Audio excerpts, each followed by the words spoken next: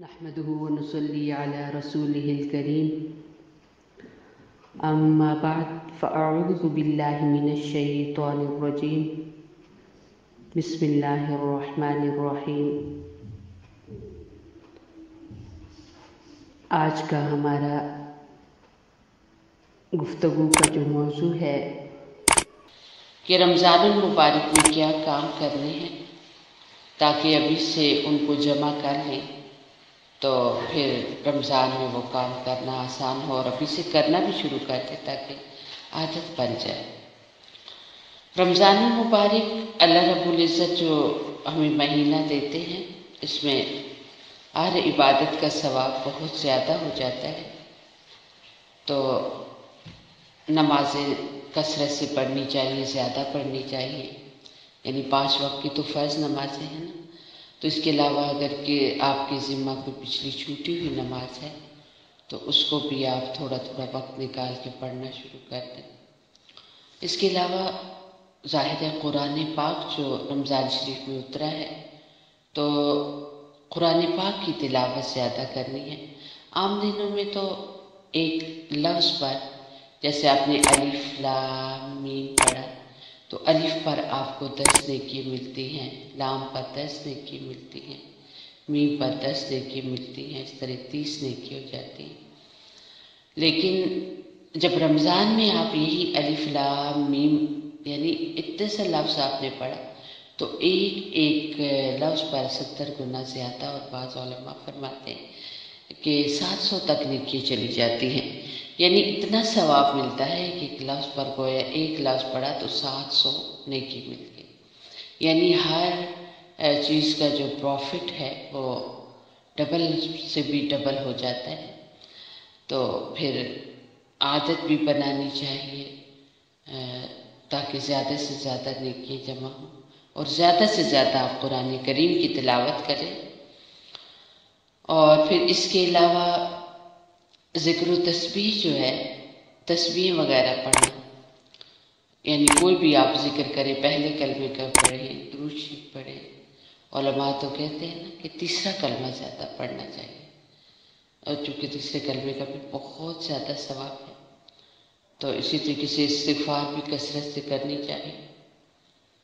تو تھوڑا سا ذکر کے حوالے سے، ویسے تو نماز اور قرآن پاک کے حوالے سے تو اکثر ہوتی رہتی ہے بات، تو ذکر کے حوالے سے نبی صلی اللہ علیہ وسلم کے جو فرامین ہیں ان کو حدیث بولتے ہیں. تو آپ علیہ السلام کی ایک حدیث ہے، حضرت ابو ہریرہ اور حضرت ابو سعید خدری 2 صحابی اس کو بیان فرماتے ہیں رضی اللہ تعالی عنہما. وہ کہتے ہیں کہ نبی صلی اللہ علیہ وسلم نے فرمایا کہ جب بھی اور جہاں بھی بیٹھ کے کچھ لوگ اللہ تعالیٰ کا ذکر کرتے ہیں، یعنی ذکر کے لیے کوئی وقت مقرر نہیں ہے، نماز کے لیے تو اوقات مقرر ہے، فجر کا بھی ایک ٹائم ہے، آپ ٹائم سے بعد میں پڑھیں گے تو قضا ہے، اسی طریقے سے باقی نمازوں کا بھی. لیکن ذکر کا کوئی وقت نہیں ہے. جب آپ کا دل کرے آپ اس کو پڑھ سکتے ہیں، اور جہاں بھی بیٹھے ہوں آپ ذکر کر سکتے ہیں. باقی عبادات کے لیے آپ کو باقاعدہ باوضو ہو کر، قبلہ رو ہو کر عبادت کرنی پڑے گی. لیکن ذکر جو عبادت ہے وہ ایسی ہے کہ اس کے لیے نہ تو آپ کو قبلہ رو ہونے کی ضرورت ہے اور نہ ہی کسی خاص جگہ پر بیٹھنے کی ضرورت ہے. آپ جہاں پر ہیں، جس حال میں ہیں، چاہے آپ کہیں جا رہے ہیں، چل پھر رہے ہیں، چاہے آپ ایک جگہ بیٹھے ہوئے ہیں، چاہے آپ لیٹے ہوئے ہیں، آپ ذکر کریں. اور ایک بندہ ذکر کرے اس کا بھی بہت ثواب ہے، لیکن زیادہ لوگ اگر مل کر اللہ کا ذکر کر رہے ہوں تو پھر وہاں پر اللہ کے فرشتے ہر طرف سے جمع ہو جاتے ہیں. ہر فجر کو نا کچھ فرشتے صرف اسی تلاش میں نکلتے ہیں کہ کون لوگ ہیں جو اللہ کا ذکر کر رہے ہیں، اور جب انہیں ایسی جگہ مل جاتی ہے تو وہ وہاں رک جاتے ہیں اور جمع ہو جاتے ہیں اور ان کے ارد گرد جمع ہوتے ہیں. تو پھر وہاں پر یہ ہے کہ ان کے ارد گرد جب جمع ہوتے ہیں تو اللہ رب العزت فرماتے ہیں کہ رحمت الہی ان پر چھا جاتی ہے اور ان پر یعنی وہ جو قرآن پاک وہ جو ذکر کرنے والے لوگ ہیں وہ فرشتے جب وہاں جمع ہوتے ہیں تو اللہ کی رحمت اترتی ہے وہاں، اور اللہ رب العزت کی رحمت ان کو اپنے سائے میں لے لیتی ہے، اور بہت سکینہ نازل ہوتی ہے، یعنی بندہ ذکر کرتے کرتے اتنا مزہ محسوس کرتا ہے، اتنا سکون آنا شروع ہو جاتا ہے، جیسے آپ پر بہت تکلیف ہو، بہت آپ بیمار ہوں اور اچانک سے آپ کوئی دوائی لیتے ہیں تو بڑا آپ کو سکون آ جاتا ہے، یا آپ تھکے ہوں لیٹ جائیں تو بڑا آپ خود کو ایزی فیل کرتے ہیں اور بہت سکون آتا ہے۔ تو ایسے ہی وہ فرشتے جب آتے ہیں نا وہاں تو پھر وہاں پر بڑا ہی سکون نازل ہوتا ہے، اور اللہ تعالیٰ اپنے جو ملائکہ ہیں، یعنی یہاں تو فرشتوں نے ان کو گھیر لیا، اور ایسا بندہ اور ایسے بندے جو دنیا میں اللہ کا ذکر کر رہے ہوتے ہیں، اللہ تعالیٰ ان بندوں کا تذکرہ آسمانوں پر اپنے فرشتوں کے سامنے کرتے ہیں، سبحان اللہ۔ یعنی آپ تو اکیلے کر رہے ہیں یا دو مل کے کر رہے ہیں یا چار مل کے کر رہے ہیں، تو آپ تو تھوڑے سے ہیں نا، لیکن اللہ رب العزت اپنے فرشتوں کے سامنے اس انسان کا تذکرہ کرتے ہیں، اس کا ذکر کرتے ہیں کہ دیکھو میرا بندہ کتنا مصروف ہے، میرا بندہ کتنا مجبور ہے، اس کے باوجود اس نے وقت نکالا، وہ مجھے یاد کر رہا ہے۔ تو اللہ رب العزت یہ ہے کہ ایسے انسان کو یاد کرتے ہیں اپنے فرشتوں کے سامنے۔ اسی طریقے سے ایک اور حدیث میں آتا ہے نا کہ حضرت ابو سعید خدری رضی اللہ تعالیٰ عنہ فرماتے ہیں کہ حضرت معاویہ رضی اللہ تعالیٰ عنہ مسجد میں قائم ایک حلقے پر پہنچے، یعنی مسجد میں کچھ لوگ بیٹھے ہوئے تھے تو حضرت امیر معاویہ رضی اللہ تعالیٰ عنہ وہاں آئے۔ حضرت امیر معاویہ رضی اللہ تعالیٰ عنہ یہ بھی بڑے صحابہ میں سے ہے، کاتبین وحی میں سے ہیں، اللہ کے رسول صلی اللہ علیہ وسلم کے رشتے میں اور بھی رشتہ داریاں ہیں، لیکن حضرت معاویہ کی بہن جو تھی وہ حضور اقدس صلی اللہ علیہ وسلم کی زوجہ محترمہ ہیں، بیوی ہیں، تو اس طرح حضرت امیر معاویہ حضور صلی اللہ علیہ وسلم کے سالے بھی ہوئے۔ تو وہاں پر یہ پہنچے نا تو آپ نے ان لوگوں سے پوچھا کہ تم کس لیے بیٹھے ہو، یہاں نہیں ساری کیوں جمع ہو؟ تو انہوں نے عرض کی کہ ہم بیٹھ کر اللہ کو یاد کر رہے ہیں۔ حضرت امیر معاویہ رضی اللہ تعالیٰ عنہ نے کہا کیا اللہ کی قسم تم صرف اللہ کے لیے بیٹھے ہو؟ یعنی تمہارا یہاں بیٹھنے کا اور کوئی مقصد نہیں ہے، تم صرف اللہ اللہ کرنے کے لیے یہاں بیٹھے ہو؟ تو انہوں نے عرض کی اللہ کی قسم ہمارے بیٹھنے کا اور کوئی مقصد نہیں ہے سوائے اللہ کو یاد کرنے۔ تو حضرت امیر معاویہ رضی اللہ تعالیٰ نے کہا کہ آپ لوگوں کو معلوم ہونا چاہیے کہ میں نے کسی بدگمانی کی وجہ سے آپ لوگوں سے قسم نہیں لی، بلکہ بات یہ ہے کہ رسول اللہ صلی اللہ علیہ وسلم سے جس درجے کا تعلق اور قرب مجھے حاصل تھا، اور اس درجے کے تعلق والا آدمی آپ کو حدیثیں بہت کم مجھ سے بیان کرنے والا ہے، یعنی جتنی حدیثیں، چونکہ مجھے ایک درجہ حاصل تھا تو اس لیے میں سب سے زیادہ احادیث کو جب بیان کرتا ہوں، نبی صلی اللہ علیہ وسلم کے فرمان کو جب بیان کرتا ہوں تو احتیاط سے کام لیتا ہوں۔ تو وہ حدیث انہوں نے اس طرح بیان کی کہ ایک دن آپ صلی اللہ علیہ وسلم اپنے دوستوں میں، اپنے شاگردوں میں، اپنے اسٹوڈنٹ میں بیٹھے ہوتے، یعنی اپنے صحابہ کے پاس، تو آپ نے یعنی جب لوگ وہاں بیٹھے ہوتے تو آپ علیہ الصلوۃ والسلام نے ان سے پوچھا کہ آپ لوگ یہاں کیوں بیٹھے ہو اتنے اکٹھے ہو کر، اتنے جڑ کر؟ تو انہوں نے عرض کیا کہ ہم اللہ کو یاد کر رہے ہیں، اور اس نے جو ہم کو ہدایت سے نوازا اور ایمان اور اسلام کی توفیق دے کر احسان عظیم فرمایا، اس پر اللہ تعالیٰ کی حمد و ثنا کر رہے ہیں۔ یہ بہت بڑی بات ہے کہ انسان یہ یاد کرے کہ کتنے بے راہ تھے ہم، ہمارے پاس کوئی ہدایت ہی نہیں تھی، اللہ جی نے ہمیں ہدایت عطا فرمائی، اور اللہ رب العزت نے ایمان دیا، اسلام دیا۔ کتنی دنیا میں مخلوق بیٹھی ہوئی ہے، انہیں پتہ ہی نہیں کہ ایمان اور اسلام کیا ہے۔ بھری محفلیں اور اتنے بڑے بڑے پروگرام ہوتے ہیں، لوگ انٹرٹینمنٹ کر رہے ہوتے ہیں، انہوں نے اپنی آپ کو سکون دینے کے لیے کیا کچھ نہیں کر رہے، اللہ کا کھا رہے ہیں، اللہ کا پی رہے، اللہ کی سرزمین پر رہ رہے، لیکن کبھی سوچے نہیں کہ اللہ کون ہے اور ہمارے آنے کا کیا مقصد ہے۔ لیکن وہ لوگ جنہیں اللہ کے رسول علیہ الصلوۃ والسلام کا ساتھ ملا، آپ صلی اللہ علیہ وسلم کے مبارک چہرے کا دیدار جنہیں نصیب ہوا، نبی علیہ الصلوۃ والسلام کو ہر صبح اور شام یہ لوگ دیکھتے، آپ کی مبارک زبان سے قرآن کریم اور اللہ کے رسول علیہ السلام نے اپنی زبان مبارک سے جو فرامین بتائے وہ ان لوگوں نے سنی۔ انہیں صحابہ کہتے ہیں۔ تو انہیں پھر ایمان سے اور انہیں ہدایت سے اور اسلام سے کتنی محبت تھی کہ وہ یاد کر کے اللہ کی حمد و ثنا کرتے تھے، اللہ کی تعریف کرتے تھے کہ اللہ تیرا شکر ہے، تو نے ہمیں ہدایت دی، اللہ تیرا شکر ہے ہمیں تو نے ایمان سے نوازا، اللہ تیرا شکر ہے کہ ہمیں اسلام دی۔ قرآن میں آتا ہے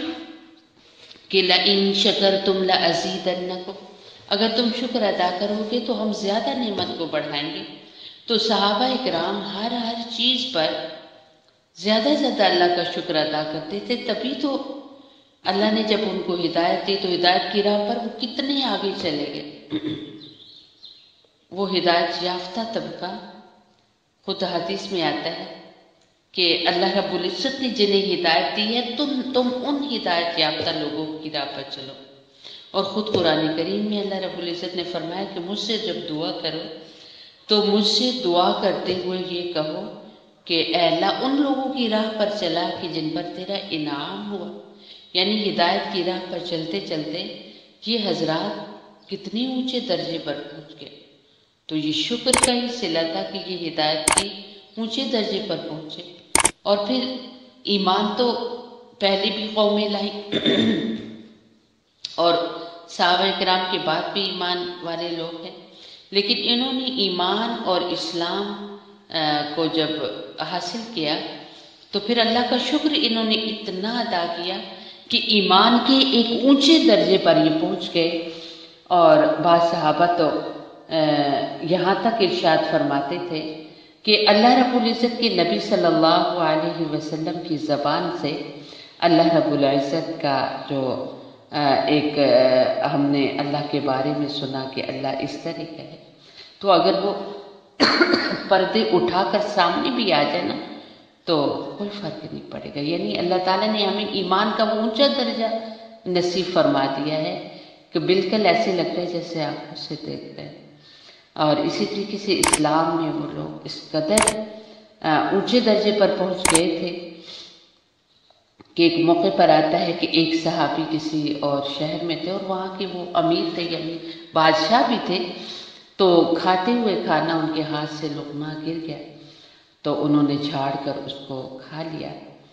تو ان کے ساتھ بیٹھے ہوئے جو ان کے اور لوگ تھے انہوں نے کہا کہ دیکھیے ہم ایسے اور غیر لوگوں کی دسترخوان پہ بیٹھے ہوئے ہیں تو بری بات ہے، برا جانتے ہیں، یہ لوگ برا جانتے ہیں کہ نیچے گری ہوئی چیز کو اٹھائے۔ تو انہوں نے فوراً سے کہا کہ کیا میں ان بے وقوفوں کی وجہ سے اپنے نبی علیہ السلام کی سنت کو چھوڑ دوں، اپنے اسلام کے احکام کو چھوڑ دوں؟ تو انہوں نے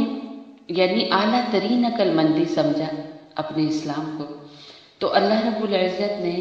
انہیں جو ان چیزوں کی اہمیت اتنی ان کے دلوں کے اندر بٹھا دی تھی، اس کی وجہ یہ تھی کہ یہ لوگ اپنی ان ملنے والی دولتوں پر بہت زیادہ اللہ کا شکر ادا کرتے تھے۔ تو اللہ رب العزت کا جب انسان شکر ادا کرتا ہے تو اللہ تعالیٰ اس کو اعلیٰ ترین درجے پر پہنچا دیتے۔ تو یہ جو ذکر کر رہے تھے، اس ذکر کی ایک وجہ اللہ کا شکر تھا کہ یہ اللہ رب العزت کا شکر ادا کرنے کے لیے یہاں پر بیٹھے تھے کہ اللہ تعالیٰ نے ان کو ہدایت سے نوازا، ایمان عطا کیا، اسلام کی توفیق دی۔ تو آپ صلی اللہ علیہ وسلم نے ایسے ہی پھر ارشاد فرمایا کہ میرے پاس جبریل امین آئے اور انہوں نے بتایا کہ اللہ تعالیٰ فخر کے ساتھ فرشتوں سے ان کا ذکر کر رہے ہیں۔ سبحان اللہ، یعنی یہ اللہ کا یہاں ذکر کر رہے ہیں اور اللہ فخر کر کے آسمانوں پر اپنے بندے کا ذکر کر رہے ہیں۔ تو ذکر کے حوالے سے ایک اور جگہ پر حضرت ابو ہریرہ رضی اللہ تعالیٰ عنہ ارشاد فرماتے ہیں کہ اللہ کے رسول علیہ السلام نے فرمایا کہ اللہ تعالیٰ کا ارشاد ہے کہ جس وقت بندہ میرا ذکر کرتا ہے اور میری یاد میں اس کے ہونٹ حرکت کرتے ہیں تو اس وقت میں اپنے اس بندے کے ساتھ ہوتا ہوں۔ یعنی جب بندہ اللہ اللہ کرتا ہے یا کوئی بھی اللہ تعالیٰ کا نام اپنی زبان سے ادا کرتا ہے تو اس وقت بندے کے ساتھ ہوتے ہیں اللہ رب العزت۔ اور اسی طریقے سے حضرت ابو ہریرہ فرماتے ہیں کہ رسول اللہ صلی اللہ علیہ وسلم نے فرمایا کہ اللہ تعالیٰ فرماتا ہے کہ میرا معاملہ بندے کے ساتھ اس کے یقین کے مطابق ہے، یعنی بندے کا جس حد تک اپنے اللہ سے یقین ہوگا، جیسے کہ ایک حدیث میں آتا ہے کہ انا عند ظن عبدی بی، یعنی میں اپنے بندے کے ظن کے پاس ہوں، اور مطلب یہ ہے کہ بندہ میرے بارے میں جیسا یقین قائم کرے گا تو میرا معاملہ اس کے ساتھ بالکل اسی کے مطابق ہوگا۔ تو اللہ تعالیٰ سے حسن ظن رکھنا چاہیے، اللہ تعالیٰ سے اچھائی کی امید ہر وقت کرنی چاہیے۔ اور پھر فرمایا کہ اللہ کے نبی صلی اللہ علیہ وسلم نے کہ اللہ تعالیٰ فرماتے ہیں کہ جب بندہ مجھے یاد کرتا ہے اور اگر دل کے اندر وہ مجھے یاد کرتا ہے اپنے جی میں تو میں بھی اسے اسی طریقے سے یاد کرتا ہوں کہ کسی اور کو پتہ ہی نہیں چلتا، اور اگر بندہ لوگوں کے سامنے مجھے یاد کرتا ہے تو میں پھر ان سے بہترین جماعت میں اس کا ذکر کرتا ہوں، یعنی فرشتوں کے سامنے اس کا تذکرہ کرتا ہوں کہ دیکھو میرا بندہ مجھے یاد کر رہا ہے۔ کتنے فخر کی اور کتنی آنر کی بات ہے کہ اللہ رب العزت کا جب بندہ دنیا میں ذکر کرتا ہے تو اللہ رب العزت اس کا آخرت میں تذکرہ کرتے ہیں۔ السلام علیکم ورحمۃ اللہ۔ اللہم اغفر لامت محمد صلی اللہ علیہ وسلم، اللہم ارحم لامت محمد صلی اللہ علیہ وسلم، اللہم اصلح لامت محمد صلی اللہ علیہ وسلم۔ سبحان ربک رب العزت عما یصفون وسلام علی المرسلین والحمد للہ۔